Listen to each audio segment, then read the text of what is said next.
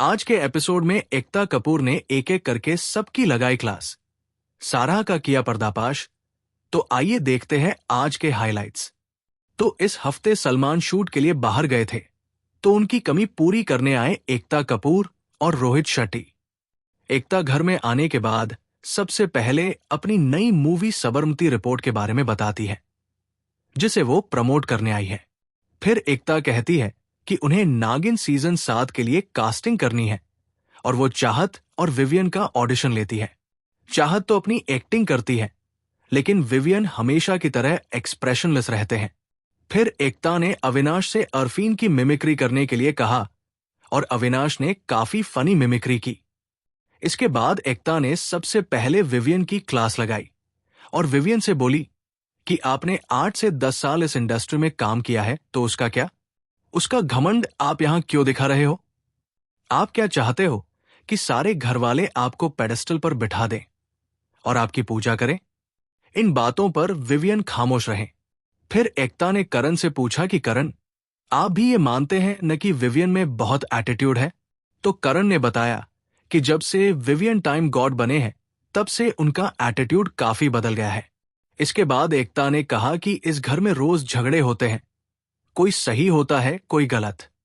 मैं समझ सकती हूं कि सिचुएशंस अलग अलग हो सकती है, लेकिन मुझे सबसे ज्यादा प्रॉब्लम सिर्फ और सिर्फ एक चीज से है कि इस घर की लेडीज बार बार विमेन कार्ड क्यों खेल रही है। सबसे पहले उन्होंने चाहत पर सवाल उठाए कि आप बात बात पर विमेन कार्ड प्ले करती है। हर बात में कहती है एक लड़की को ऐसे बोला, एक लड़की को वैसे बोला, और ये मुझे बिल्कुल पसंद नहीं है। एकता चाहत से कहती है कि आप इस घर में एक लड़की नहीं, एक कॉन्टेस्टेंट है। बार बार जेंडर को बीच में लाना बंद कीजिए।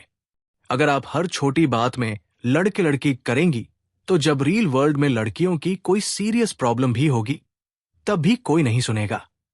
एकता ने चाहत से यह भी कहा कि आपकी और विवियन की नोकझोंक मुझे और ऑडियंस को काफी पसंद है।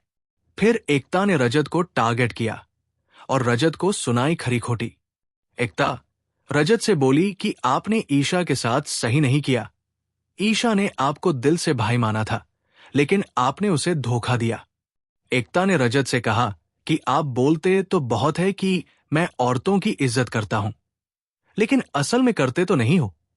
बात बात पर आप मां बहन की गाली देते हो। यह बिल्कुल सही नहीं है। आपको कोई हक नहीं है कि किसी के मां बाप के बारे में कुछ भी कहने का। रजत अपनी सफाई देते हैं तो एकता कहती है कि अगर आप सच में औरतों की इज्जत करते तो गालियां कभी नहीं देते। फिर एकता सारा से बात करती है।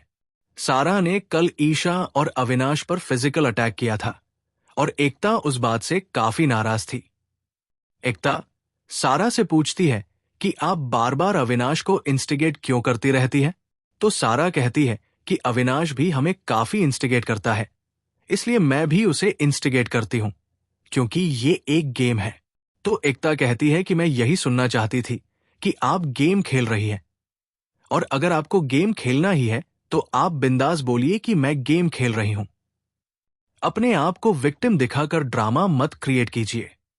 एकता सारा से कहती है कि आप इतने दिनों से तो खामोश थी, नॉमिनेट होते ही आपने ड्रामा शुरू कर दिया, और आपको कोई हक नहीं है कि ईशा और अविनाश के बारे में कुछ भी कहने का। आपने अपनी सारी लिमिट्स क्रॉस कर दी। अगर दूसरे आपसे कोई छोटी भी बात कह दें तो आप ओवर रिएक्ट करती हैं, लेकिन वही अगर आप किसी से बदतमीजी करती हैं तो ये क्यों नहीं ध्यान में रखती कि आपको उसका रिएक्शन भी मिलेगा। और फिर एकता ने दी चाय की क्लैरिटी, क्योंकि बिग बॉस ने जब चाय भेजना बंद कर दिया तो सब लोग विवियन को ब्लेम कर रहे थे। एकता ने बताया कि असल वजह तो सारा थी, क्योंकि वो हिंदी में न बात करके घर का रूल तोड़ रही थी, इसलिए बिग बॉस ने चाय बंद कर दी थी। बातों ही बातों में एकता ने सपोर्ट किया विवियन, ईशा और अविनाश का। सारा के खिलाफ कोई सीरियस एक्शन तो नहीं लिया गया, लेकिन अभी रोहित शेट्टी का आना बाकी है। ये देखना काफी मजेदार रहेगा कि रोहित शेट्टी कैसे सब घरवालों की क्लास लेते हैं, किसका सपोर्ट करते हैं और किसका अपोज, और कौन होगा इस हफ्ते घर से बेघर। अगर आपको ये वीडियो पसंद आए तो कृपया इसे लाइक करें और ऐसे ही बिग बॉस 18 के हाइलाइट्स देखने के लिए हमारे चैनल को सब्सक्राइब करें।